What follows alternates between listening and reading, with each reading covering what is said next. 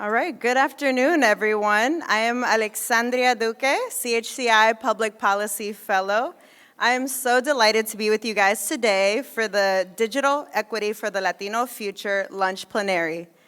I am particularly excited for this panel as a Latina pursuing a career in communications because I understand how essential internet access is to our connectivity. We are living in an unprecedented time where we rely on technology to bring us the latest news, schedule medical appointments, or talk to our loved ones in another country within seconds. So as we continue moving toward an increasingly digital global economy, it is crucial that we invest in our Latino community just as it invests in our economy. On behalf of CHCI, I would like to thank Cox Enterprises, Comcast, NBC Universal, Telemundo, Charter Communications, and Dell Technologies for their generous support of this session. Unfortunately, our session chair, Representative Veronica Escobar, could not make it due to schedule conflicts, but I can tell you guys firsthand, as someone who has the privilege to work for her, call her my boss. She is one of the most authentic people that I have had the pleasure to work for, and I'm sure that she sends her warmest regards to be here with you guys today and to talk about such an important panel. So for now, it is my pleasure to introduce our opening speaker, Bob Jimenez from Cox Enterprises. Bob Jimenez is a Senior Vice President of Corporate Affairs at Cox Enterprises. Jimenez serves as the Chief Communications Counsel to members of the executive team and leads the management of the company's brand, reputation, and strategic communications. Please welcome Bob Jimenez.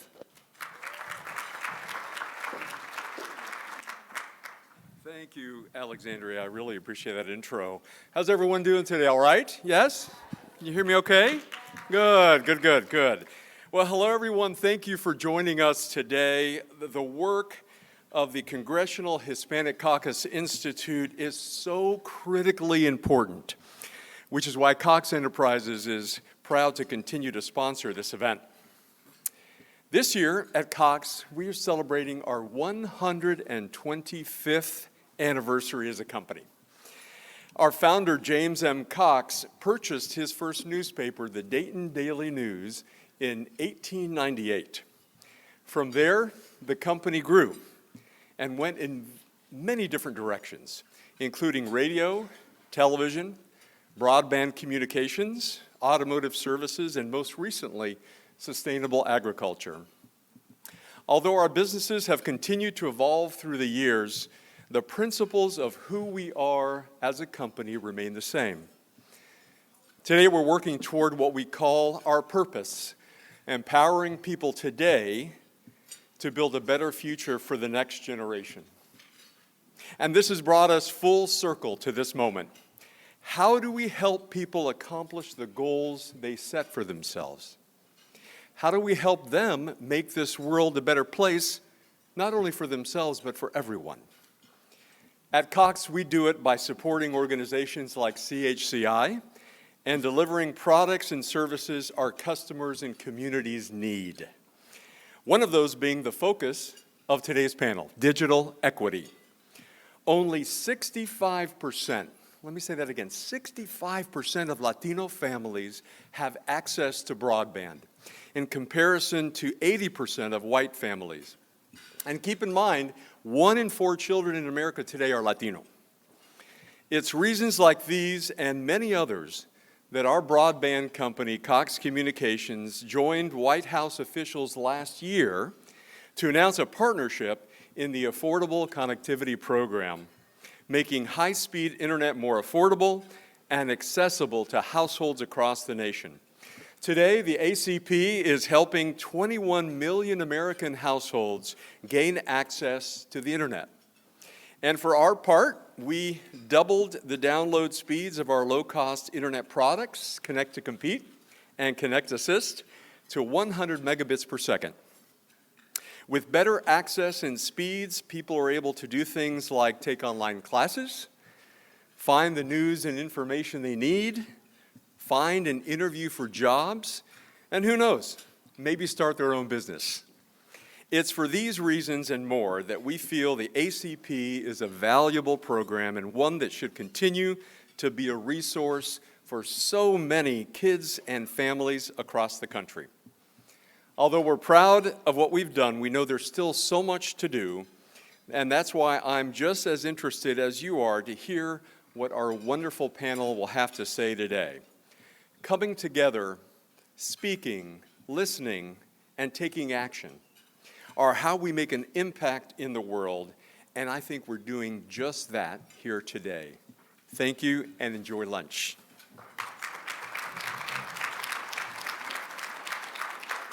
All right, everyone. Thank you so much for still being here with us. We hope you have all enjoyed your meals, particularly the apple fritter was delicious, I have to say. But we want to get back to our program, so if you could please help me in welcoming our moderator and panelists. It's my pleasure to introduce today's moderator, Mark Colon. Director Colon was appointed by President Biden to serve as the Director of Public Engagement for NTIA at the U.S. Department of Commerce.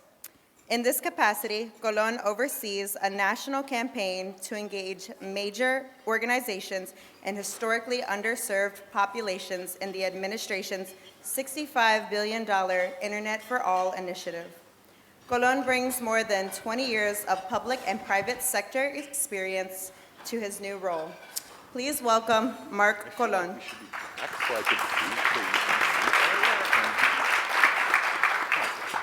So, I hope my mic is working. Sounds like it? Good. Okay. Hola, mi gente. Good afternoon, everyone. My name is Mark Colon, and I am thrilled to be here to talk about this critically important set of issues for our community today. I'd like to thank Representative Escobar, even though she cannot be here, for being the sponsor of this panel, and Bob Jimenez from Cox for setting the context for us today. I also want to thank CHCI for hosting this important summit on this critical set of issues for our families and for our communities. I'm delighted to be joined by 4 experts on this topic. 1, 2, 4, yep. I'll start by trying to introduce them briefly. I'll start by welcoming, if you could welcome Alberto Rodriguez Alvarez, the Senior Program Manager for Public Interest Technology for New America.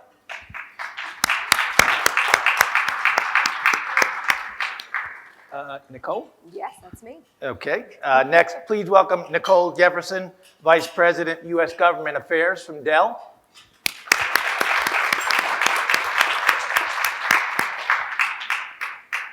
Next is my friend Juan Otero, Senior Vice President of Diversity, Equity, Inclusion for Comcast Corporation.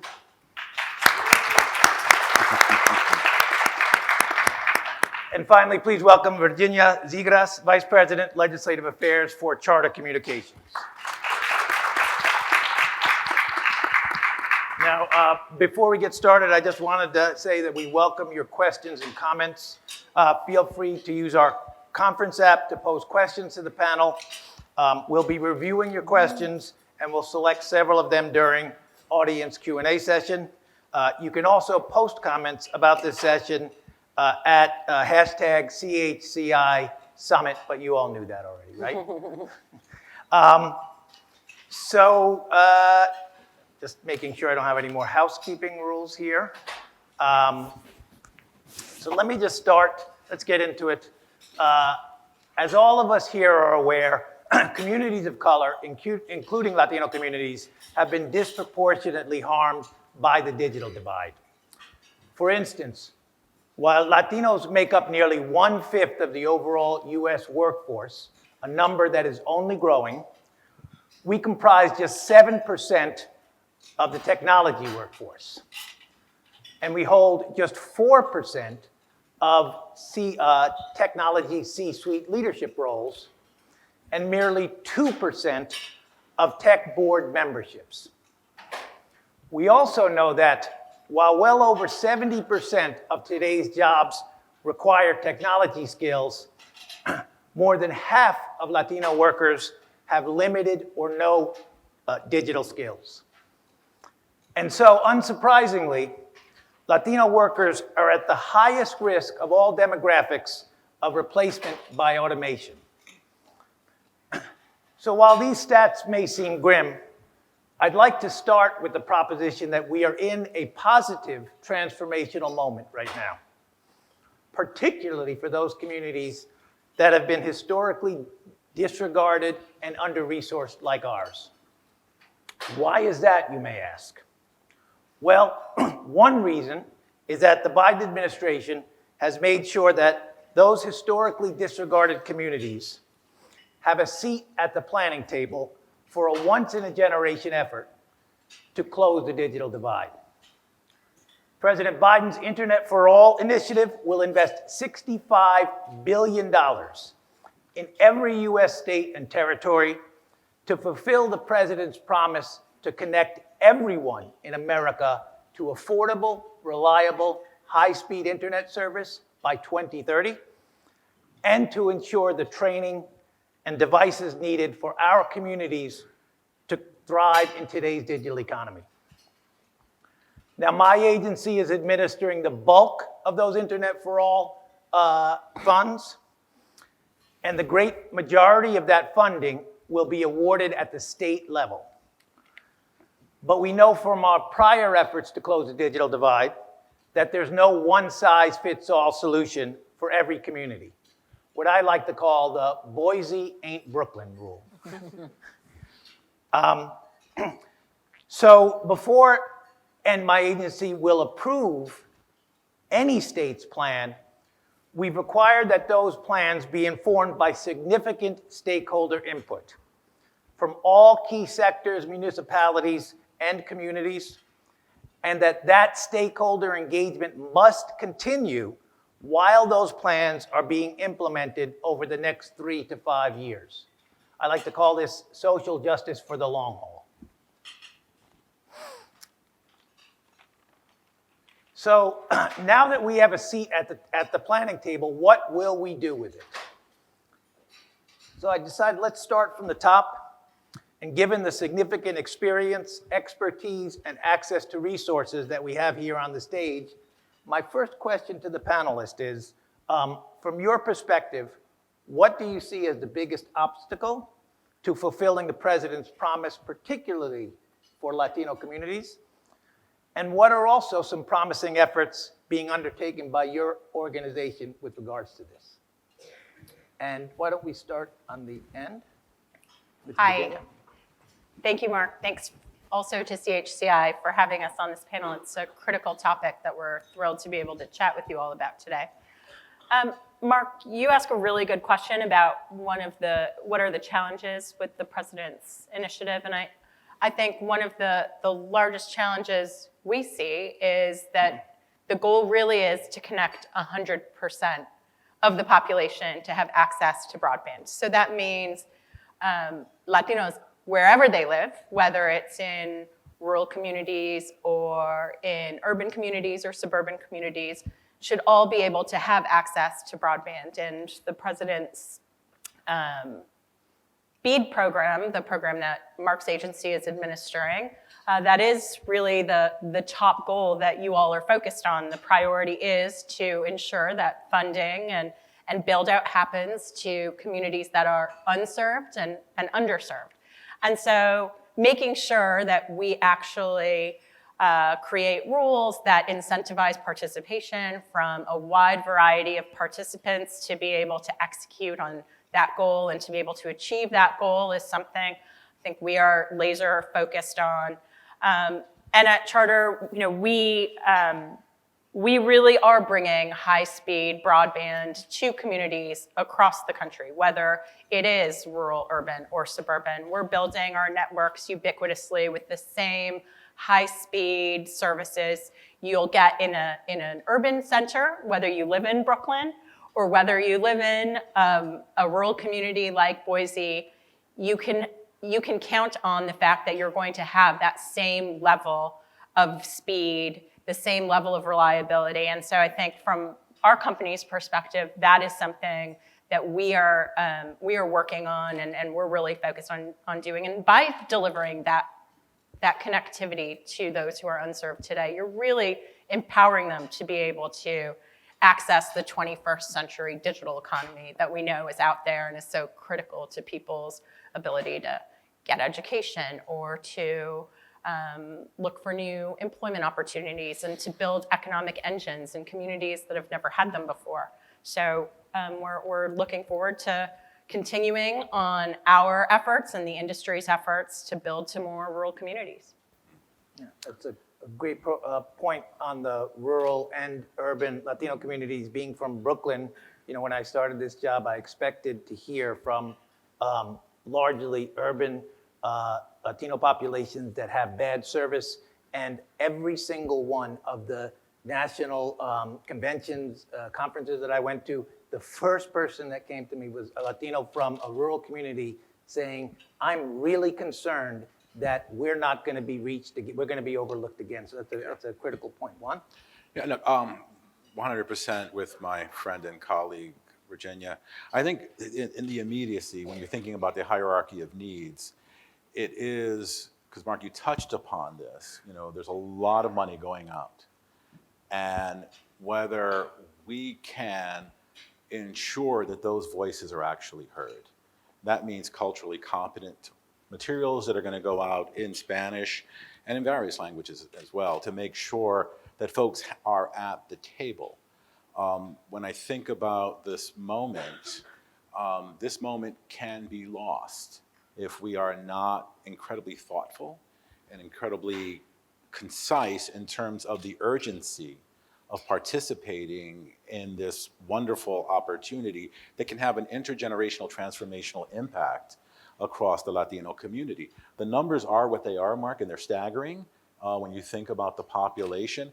But this is the moment in time where civil society, local governments, everyone, I'm struggling for a word not to say militant, but the degree to perhaps strident is the right word, about stridently being part of that participation and that sound loop to ensure that things do not go to a state plan and then ultimately do not result in getting to the populations where they're needed. I know that NTIA has their eye in terms of approving those plans, and you guys are doing an amazing job on that. But it's just something when I think about all of the voices. So along those lines, in addition to our rollout, we have been seeding money to so many of our third-party partners, whether it's Unidos, Hispanic Federation, working with Aspen Latinos to come up with a framework that local governments can use, because we have really hard deadlines, and these plans have to be rolled out in a certain time frame. So this is really, all voices are going to have to be lifted, and it's going to have to put our shoulder to it. And we're going to have to be rigidly flexible as we think about how we get people to the table and how they're going to participate in this moment. Nicole? Oh, sure.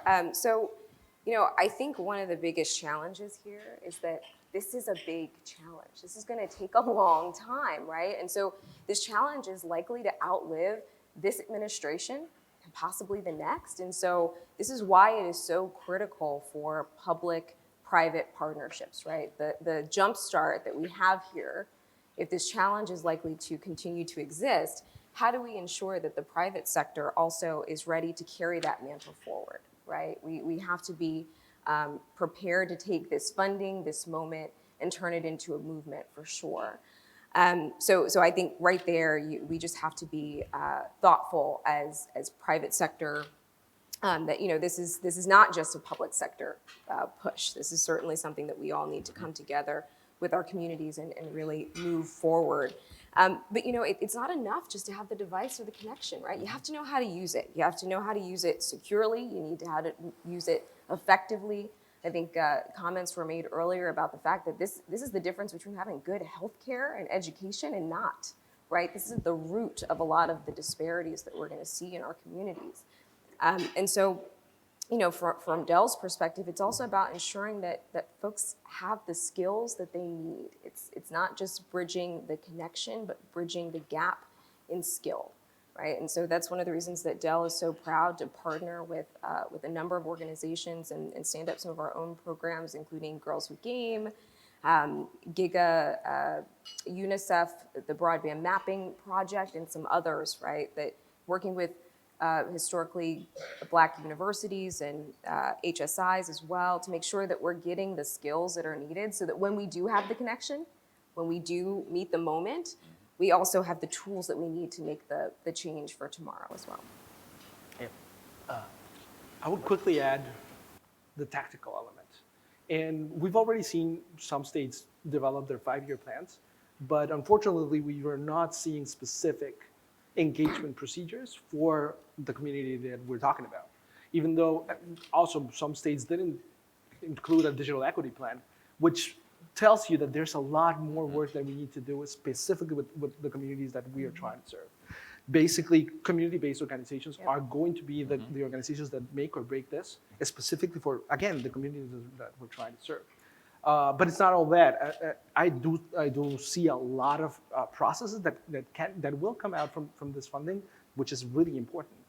One thing, and just addressing the last part of your question, on just a positive note and things, I just want to bring back a little bit of the attention to the notice of proposed rulemaking just released by the FCC. And why I'm bringing it up is because this new piece brings back a little bit of the community element that we see in Latino communities to center on, for example, schools or community centers. Bringing the E-rate to those types of programs will eventually help communities bring hotspots to their families at their homes. We learned that at the COVID pandemic. We need to be really thoughtful on how to bring those communities in and meet them where they are. That's great. Just a couple of things to follow up on those points. First is on the digital equity plans. The states are running a bit behind on those. We have been focused we have been focused on the BEAD plans like nobody's business, making sure that those BEAD plans get in on time.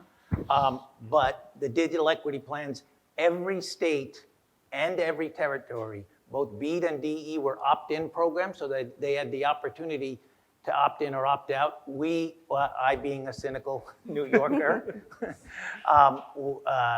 is expected at least one or a few states to play politics and say, the governor to say, I'm not accepting that digital equity money from this Democratic. Every single one signed on. So the digital equity plans are coming.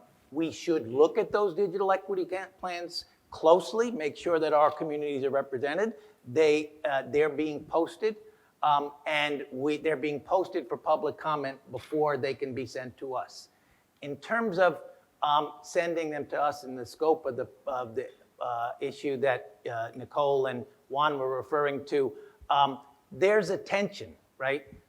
From our standpoint, there's a tension between speed and between comprehensiveness and making sure that every community is heard, right? The problem with slowing things down, and if we don't get everybody's input, is that communities, if it takes 5 years to connect every community to high-speed internet, that's another whole generation of high schoolers in our communities that don't have access, that won't have access. And so we, at NTI, we're committed to not letting that happen. We are pushing the states, but that tension is there, right? And we can't just rely on us approving or not approving a plan for stakeholder input. We need you, right, to engage with the states. We've hired a federal program officer in every state and territory.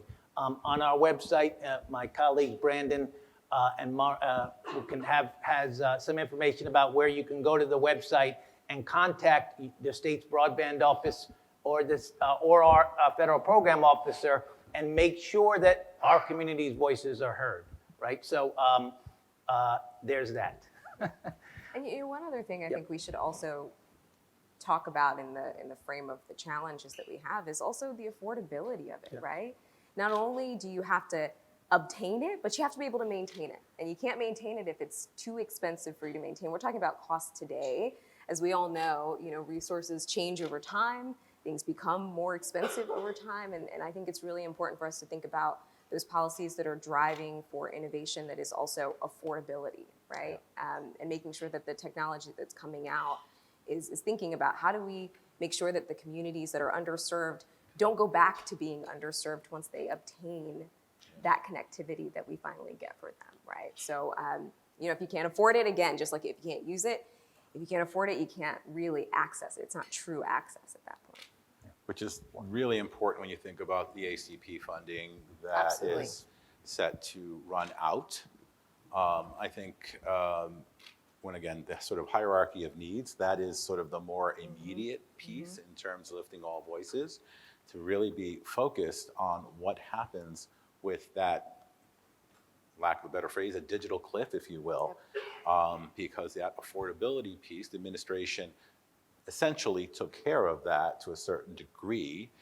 I mean, there have been other programs. I know we've been doing subsidized, low-cost income internet services for a very long time, but this is long ball, and this is why that program is so very important.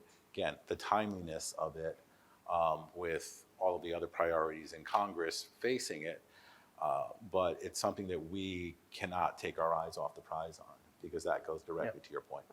And I know that the major telecoms stood up with the president last year and committed to providing service, high-speed internet service that matched the ACP subsidy, every single one of them. So it's critical, and we're going to get a little bit more into the ACP because there's a cliff coming up, and I want to hear how your organizations are dealing with that. But the first priority of the BEAD, $42.5 billion BEAD program, is to connect every currently unserved and underserved location in America to affordable, reliable, high-speed internet. That's a massive deployment effort, and we know that states will experience significant gaps in workforce supply and in contractors to undertake the work. So I wanted to ask, can you speak to any plans that your company has for meeting such gaps, number one? And number two, have you considered hiring workers through less traditional pathways, such as apprenticeship programs, where we see that minorities are participating at higher levels? Do you want me to start? Sure, go ahead. I think the short answer is yes to all the above. I think all of our companies and really industries across the board are seeing workforce challenges. And so we are all looking at ways to creatively engage a wide segment of the population to bring them into the fold, to make sure they have adequate training.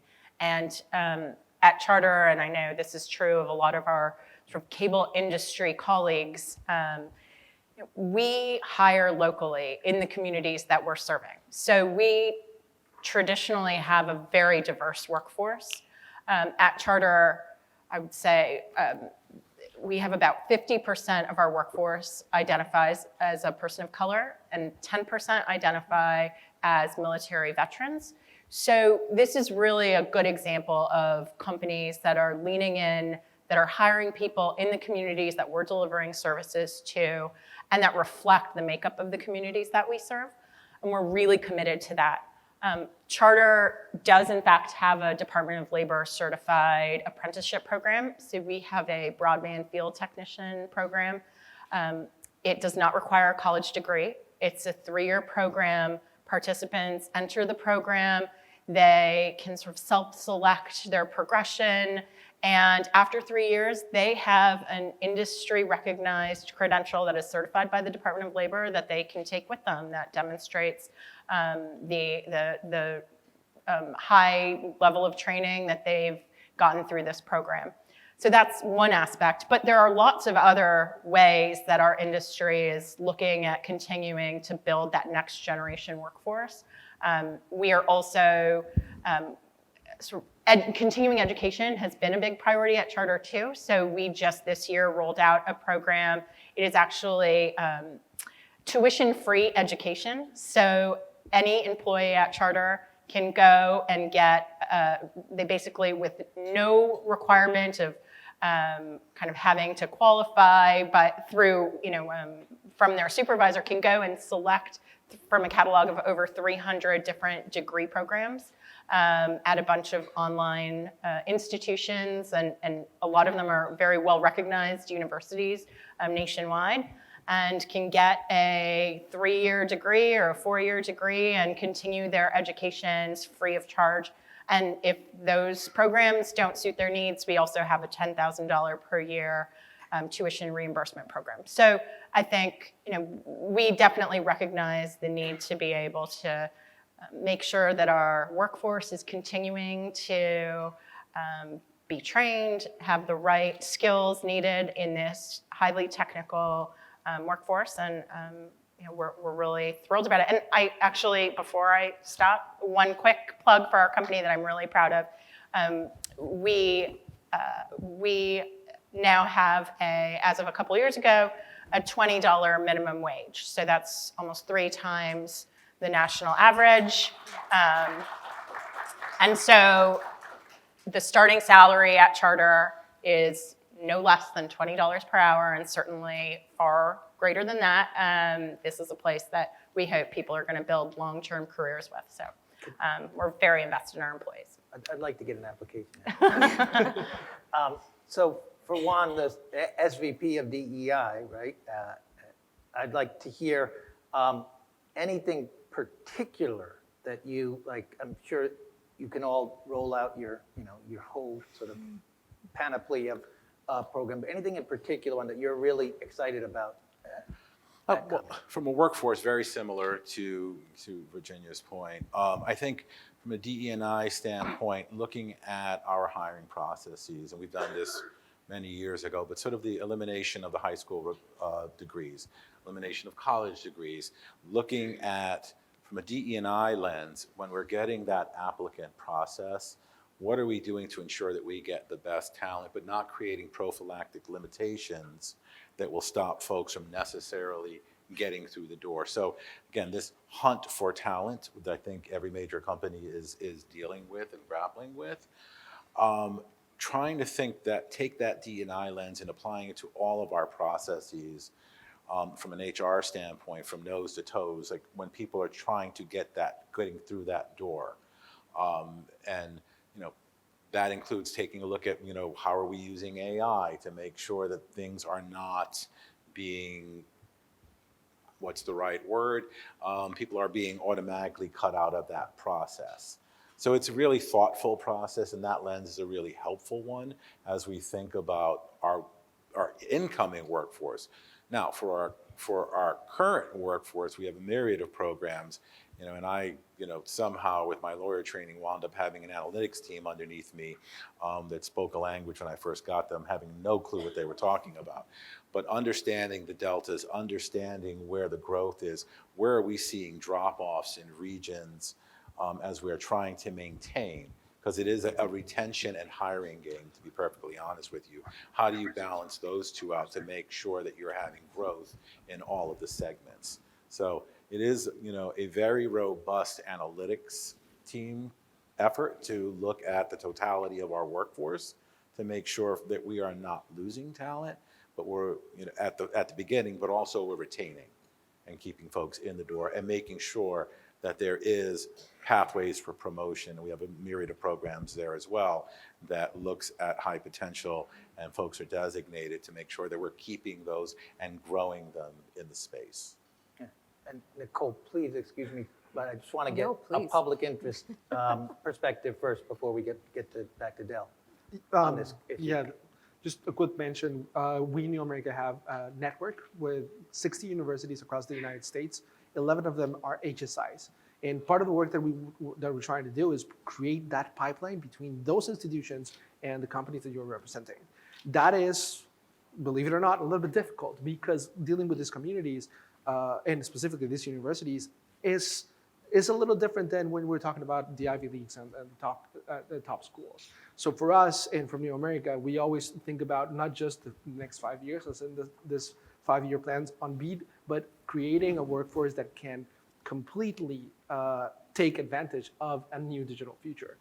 This includes not just coding, not just engineering, but also cybersecurity, but also social students with a social component that understand technology, but understand also social issues and the issues that their communities are serving. So I would tell you to go to a website. If you're a student in those universities, there's a lot of things that we're doing with every member, but just using the opportunity to showcase the potential partnerships that you can have with these institutions that, know these communities better than anyone because they're part of it. No, I mean, actually, you set me up very nicely to have go before me. Thank you, Alberto. No, I mean, for us, we don't have at Dell, we don't have a large number of low barrier to entry jobs. So for us, this is a very long game, right? It's about exposure in the early parts of, well, it's early education, again, with HSIs, HBCUs, making sure that we're changing the face of those who have exposure to this technology so that by the time they are ready to enter the workforce, this isn't something that is foreign to them or is, not possible for them. They know how to engage with technology. This is a pathway that they see for themselves. And so that's where this digital inclusion piece is so important, particularly for folks like us, to close that gap.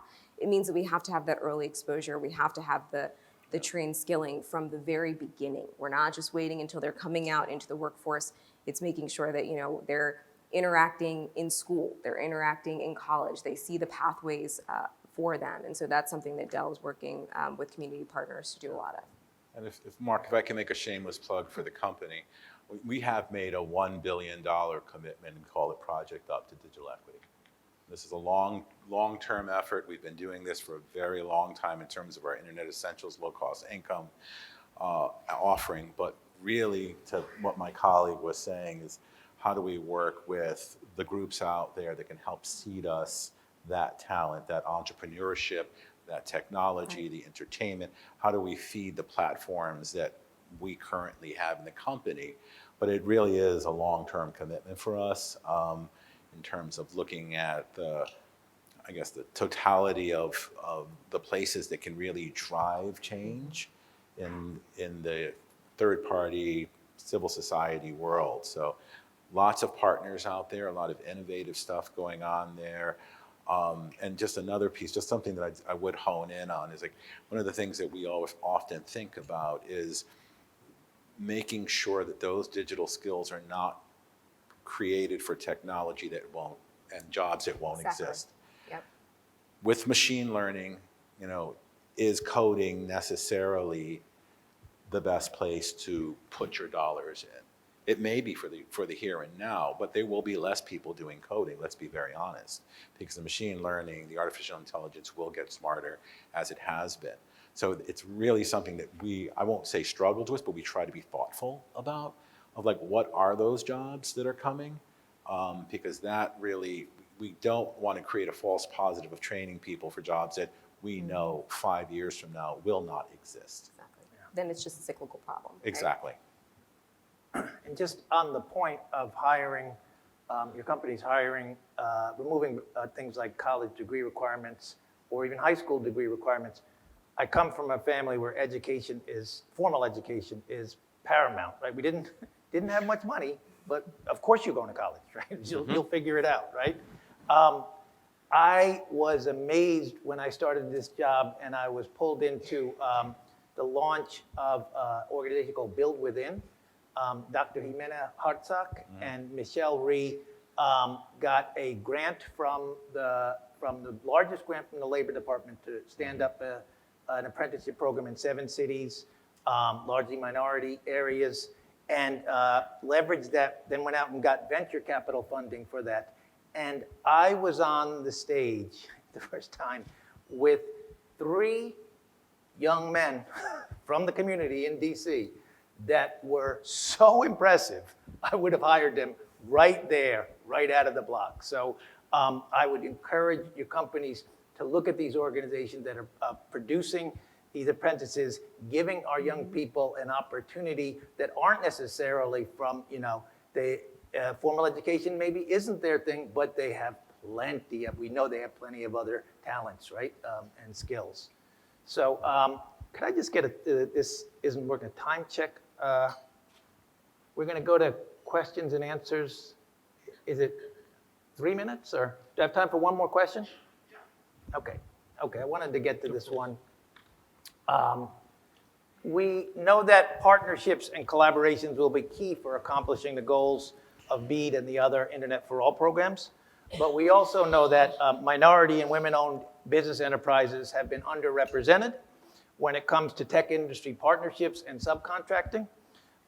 If you were an MBE or a WBE, what insights or suggestions would you have for partnering with or getting subcontracts from your company?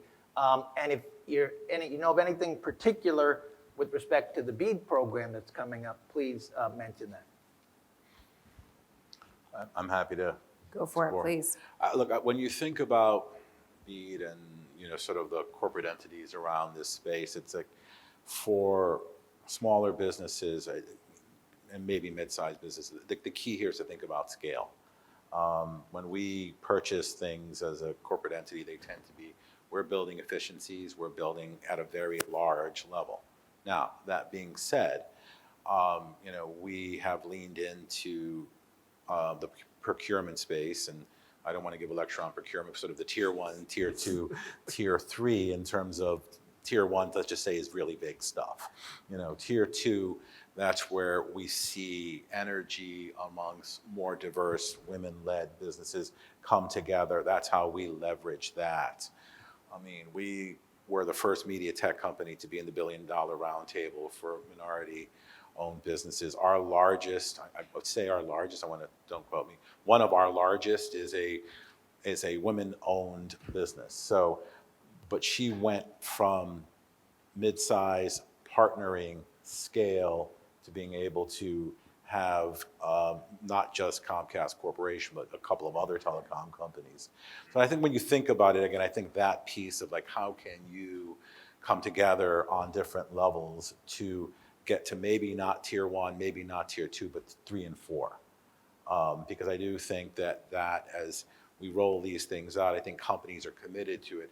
But I did want to say, again, this is how the mechanisms of corporations are going to work on that. So I think there's opportunity in that space. Other piece that what we've been doing through our RISE program is working, frankly, starting the pandemic to support small, local, underrepresented businesses. And I believe the number is, I think we've over 13,500. It's over 125 million. And we're continuing that program. And again, what we also do with some of those folks is we do lean in on procurement trainings for smaller companies. We do lean in on sort of thought leadership in terms of working with associations that work with communities of color, underrepresented populations. So I think it's part of, I'm not even sure if I'm answering this question, Mark, but I do think it's part of thinking about how the ecosystem that you want to be in, those partnerships that you may have to make with other businesses, thinking about that economies of scale and how you can grow to it through partnerships with other businesses to become that contractor of choice.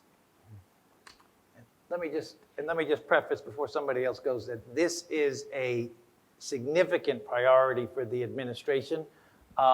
My colleague Brandon and I are on calls with the Domestic Policy Council at the White House, asking every agency that has infrastructure money, how are you making sure that minority-owned firms, women-owned firms are part of this? Is $65 billion, right?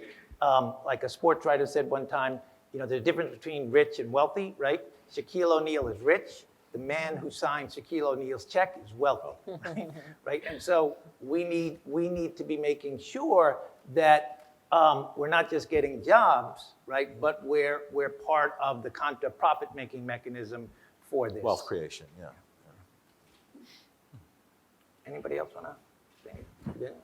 I think we also are very committed to having a very diverse representation in our contractors, in our workforce. But I think we are looking at procurement. We're looking at a diverse set of contractors, whether it be for services, whether it's equipment, whether it's a whole host of different types of ways that you can contract with our business. So I think there are a lot of opportunities out there for diverse communities in this environment. And I think all of our companies are really committed to leaning in on that. I know, I would say that it's important to get those third-party certifications.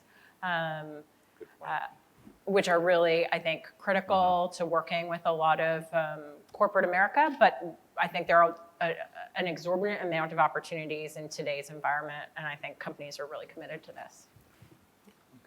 Well, No, I was going to echo the same thing. I mean, from a supplier diversity perspective with our company, we do prioritize supplier diversity for sure for those companies that do business with us, but we also have a channel partner program as well. So we work with small and medium-sized businesses, and we do think about the diversity of those small and medium-sized businesses as, you know, partners with us. So we use a lot of our own resources to ensure that we're setting those suppliers up for success when they want to sell from a procurement perspective to government, for example.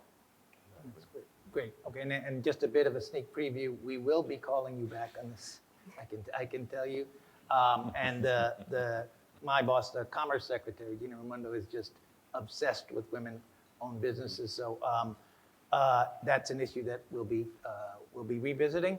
But now we wanted to go to some questions and answers from the audience. So we have a couple of questions in the chat right now. Outside of broadband access, are there any other specific areas where the private and public sector can collaborate for equitable digital access?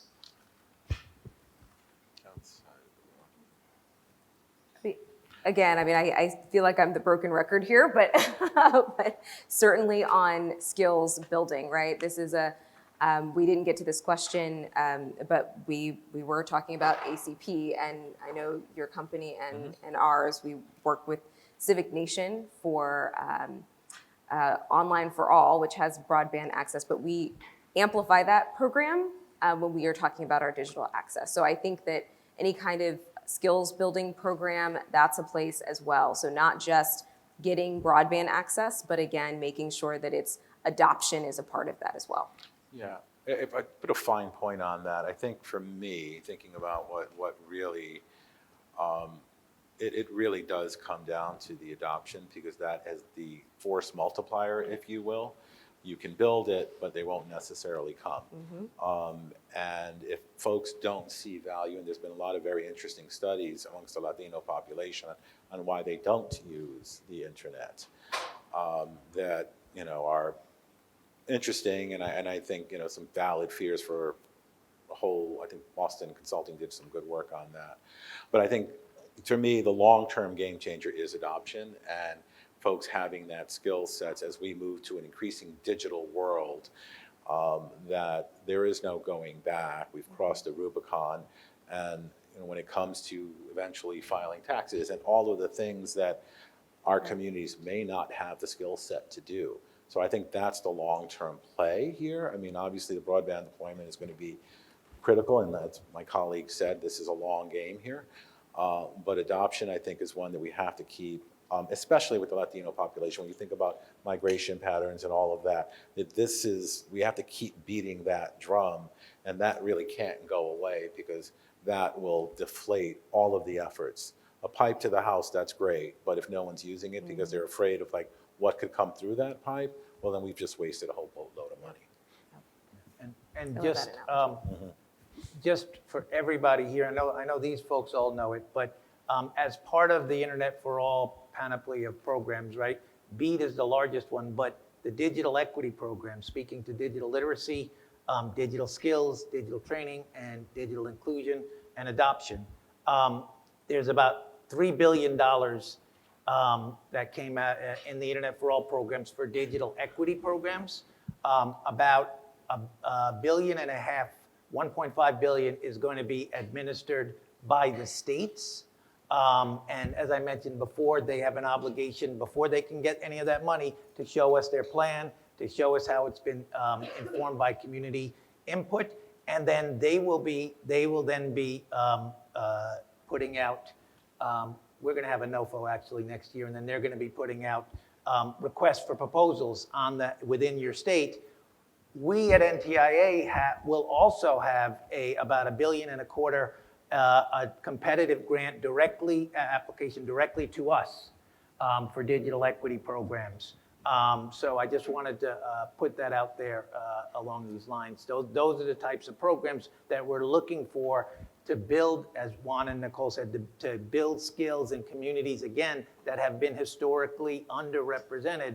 And as I was talking to Bobby Menes just before this, he said, the gap is there, but the gap, unfortunately, is just going to get wider as we go forward, given the pace of technology, given the dynamism of technology, and given the way wealth kind of just accumulates itself, right? That if we don't get involved in these digital equity programs now and start the digital skills and digital adoption that is necessary in our communities, we're just going to be left farther behind. Dill calls that the democratization of technology, right? Like that's it. It's if you keep that at the forefront of your mind, that the goal here is to make sure that it is for all and to democratize it rather than to hoard it and use it for social stratification. That's how we win. Mark, if I could do a shout just on the notion of entrepreneurism and the record number of Latino businesses that exist in the United States, and the patterns that we see that they often don't get transferred intergenerationally. That is a real factor. And as we think about all of these things, I do think about like wealth creation and the importance of entrepreneurism and these small businesses that can grow and how we can use digital skills to make sure that it does not end with that founder, but does move to that next family member and see that growth. It's a disturbing pattern to see these businesses stood up and then see them collapse. And there's a whole lot of reasons why that happens. But I think digital skills are going to be key to sort of keeping the businesses robust, keeping them competitive and keeping them long lasting and hopefully transferring to other family members so that business becomes an anchor for greater growth and ripple effect in communities. We have time for one more question. Juan touched on workforce development concerns specifically regarding coding. What are ways that both Latinos and organizations can prepare themselves or their workers for digital transitions? Well, I wish I had the answer, because I'd be a very wealthy man. No, I throw that out there because as I mentioned, it is hard to be predictive. If anyone told me a year ago, 2 years ago, the entire country would be freaking out about ChatGPT, I'd be like, okay, I knew this technology existed, but it's been democratized. Right. It's been accessed. So it is not accepting the here and now and trying to be very predictive, and that's a hard skill set. I think for a moment in time, and again, I'm not slamming coding, but it was sort of, that was where everybody was putting their dollars. Fast forward to today, much like the ChatGPT analogy, yes, they're very good jobs. I'm not sure those jobs will be here 10 years from now because machine learning will take care of these things, and you will not, it's not that it's going to go away, but you're going to need a whole lot less people to do it. So trying to figure out what are those jobs that sort of span that, and maybe it's just the baseline sort of adaptability, that having those digital skills, that constant learning that will allow for, one of my favorite phrases, rigid flexibility in terms of maintaining your career. Look, the reality is we have a huge number of Latinos, we have this population, but my bottom line is often, so what? What are we going to do about that with these numbers? And that's frankly on us to determine, where, whether it's working with HSIs, working with various partnerships, about how do we actually leverage those numbers to be a meaningful force in this country. And that means being thoughtful about education and not accepting sort of status quo in terms of what is foisted, what's the here and now. That, again, that is a really great question. I don't profess to have the answer to it, but I do think it does keep me up at night thinking about, we can't not get sandwiched into this job that will allow for no growth. So that's really about sort of that constant learning. And again, bring it back to digital skills, bring it back to all of the things that this great panel has talked about, that we have to get that, almost a culture shift in how we think about education and how we think about job growth and how we interact with the public, private, civil society, et cetera. Alberto? Yeah, the only thing that I would ask, and I don't have the answers You don't have it either? but we've had a lot of conversations specifically with universities, and they all coalesce into two things. two answers, possible answers to this, which is one is critical thinking, and the other one is experiential learning. Right. And I mean, universities have done this for the past 100, 200 years, are trying to build those skills that are transferable, no matter if it's a technical or it's a social piece of work. So I do believe in, I also don't want to sound like a broken record, but Hispanic service institutions, universities are already tackling this right now. And it's a great moment to just turn ourselves into those institutions and try to come up with better partnerships, better workforce pipelines into the jobs that these communities are looking for. Okay. And so, are we done? Okay. So I just want to thank our panelists. Let's give them a big hand.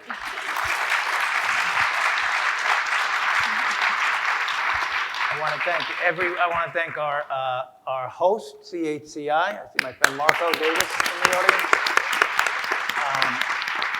I want to thank all the Hispanic representatives that are in the Congressional Hispanic Caucus that have helped organize this event. And I want to thank you.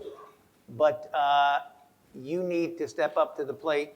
We've cleared a place at the table.